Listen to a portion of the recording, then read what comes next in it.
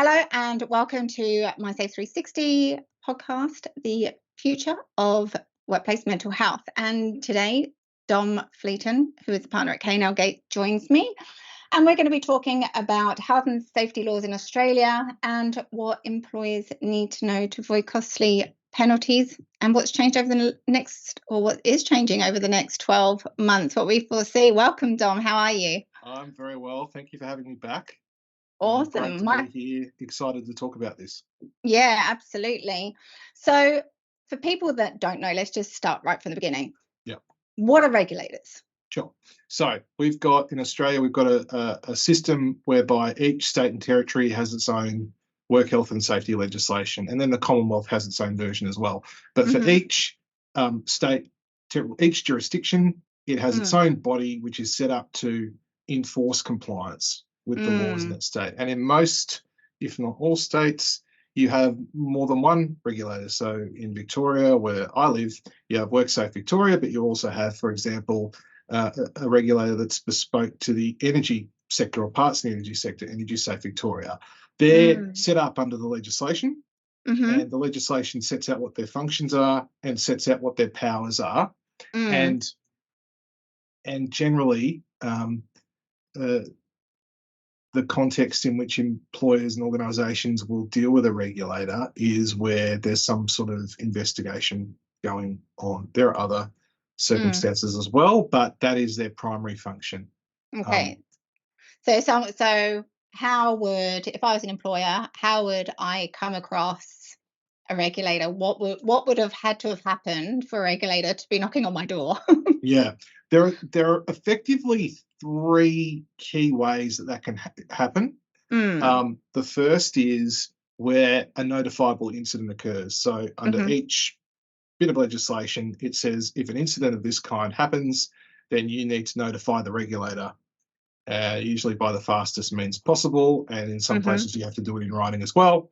And they're called notifiable incidents. So, for example, if someone's performing work and they fall from height and they die, that is, the classic example of a notifiable incident. You notify the regulator, and then it's up to them as to what they do. But generally, for a serious notifiable incident, they will send inspectors to the premises very quickly, and you'll be dealing with them in the context of them coming onto site and commencing an investigation. So there's the incident-based responses. There's also and this is, I think, particularly prevalent in the psychosocial space. There's no incident. The employer the organisation doesn't need to notify the regulator of anything, but an individual has raised an issue with the regulator. They've written to them or phoned them and said, I'm concerned about what's going on at this organisation. They're putting people's mental health at risk, or they've put my mental health at risk, or they've damaged my mental health because I've been subjected to, for example, horrendous bullying and harassment. Anybody can contact a regulator and make that sort of complaint.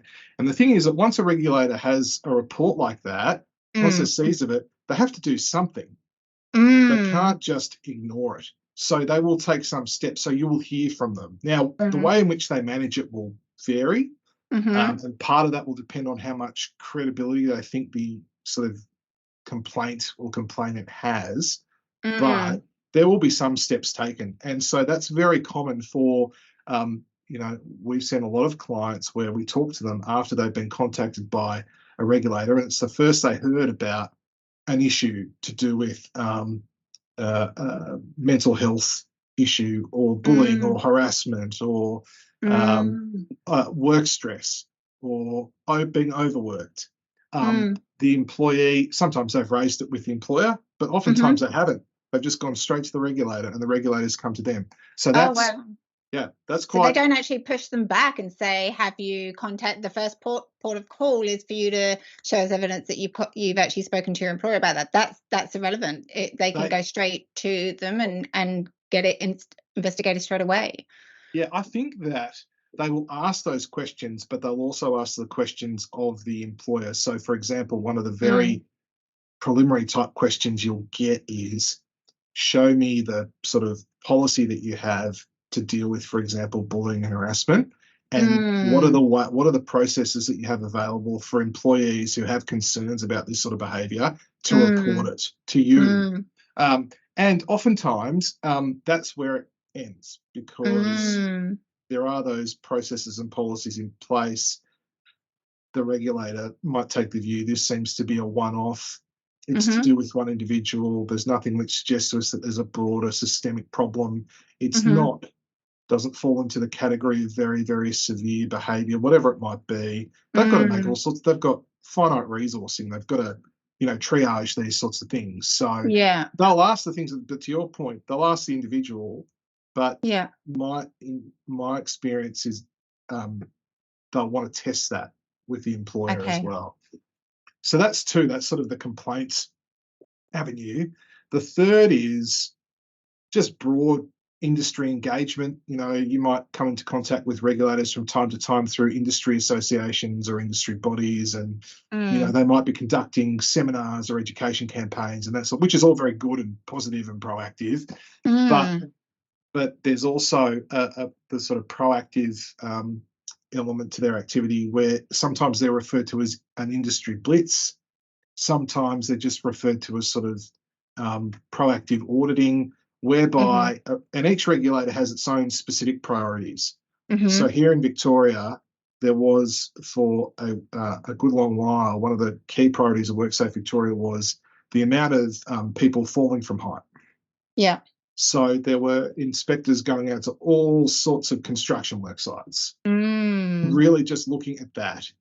And so, but no incident, no complaint, nothing. But you're in the industry, and we've picked you, and we've picked your site, and it's almost, it might be completely random, it might be because there's a history, but we're coming out to see you. So they're the main ways in which you can expect to be rubbing shoulders with an inspector. So what's so regarding psychosocial, things are changing from what we're saying. So give us a bit of a overview of what's been the past of with regards to psychosocials and psychosocial hazards and risks and regulators. What has been the norm up until recently? Yeah, it's changed a lot in the past. I would say the past 5 years or so. So if you went back 5 years, it was far, it was quite uncommon to be talking to a client about a regulator running a very in-depth investigation into alleged breaches to do with psychosocials. That's not to say they didn't, but where it happened, it was often because there was clearly a very big problem. Okay. There was, and this is going back years ago, but the ACT, the regulator, did an investigation of effectively a TAFE institution because there were reports of it being a very toxic environment, and I think, very strong allegations of bullying and the like, and they went in and they went very hard, and they published a very detailed report at the end of their investigation about all their findings into what was going on, and it was pretty damning. So you did have it, but it was few and far between. And when it did happen as well, I found the inquiries tend to be quite cursory. So, what's going on? Do you have a policy? Okay, that's good. You should probably just, work through any complaint or dispute resolution process that's there. And really there's really nothing else for us to do.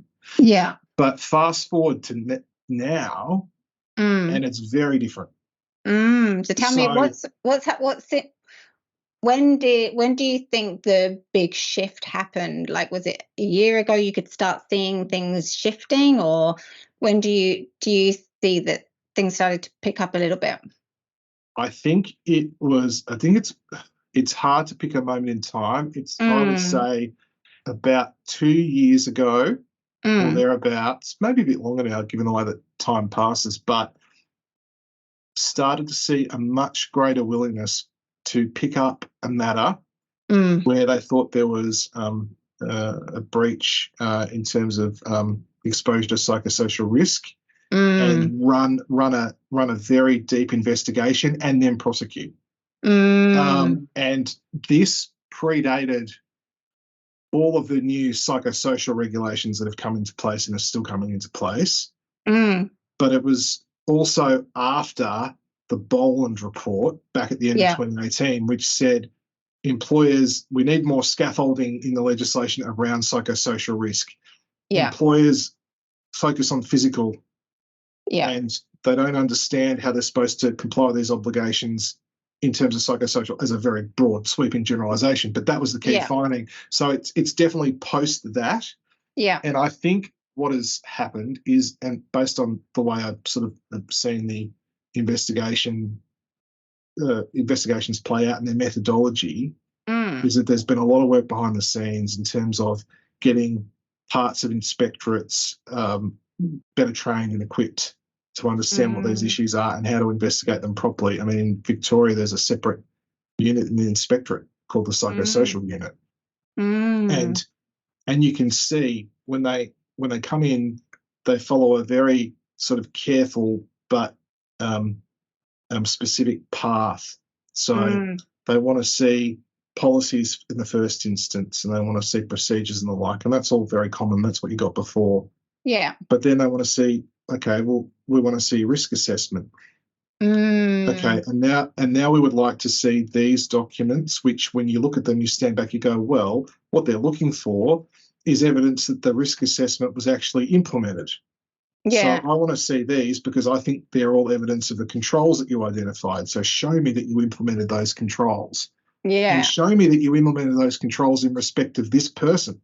Because I think also, I think there's also been, I mean, I see it when people are talking about psychosocials, they're focusing on discrimination and harassment and abuse and aggression, and they're focusing purely on that. But that is actually just one piece of the pie. There are many different factors that are to be considered when we talk about psychosocial hazards, like we mentioned, job demand, low and high job demand, emotional trauma, through vicarious trauma, which is the episode we spoke about last time. So there's so many things, factors that come into play now when we're talking about psychosocials that I think it's really key for employers to sort of step back and say, okay, so what else? Okay, these are the policies that we have for bullying, harassment, the norm, but what about all of this stuff? And I think that's what we're seeing with regards to the education that the regulators have had of understanding how to actually start investigating things and how things are moving, so that that we are creating a place which is congruent to a healthy workforce, and that is all free. I'm going to say free. I hate using the word, but like free from hazards or free from risks. You're never going to get there. You can have all the hope in the world. That's that's where you're heading. But we're never gonna achieve that. So with regards to regulators, psychosocials, the Boland report, unpacking now what psychosocials actually looks like with regards to the legislation. We've got the code of conduct that have come out, and now we've got the regulators. And we've mentioned before that you feel that right now we're in this grace period that's just about to start coming to an end, and that really intrigues me because we talk a lot about this stuff, but a lot of people aren't aware, which frightens me.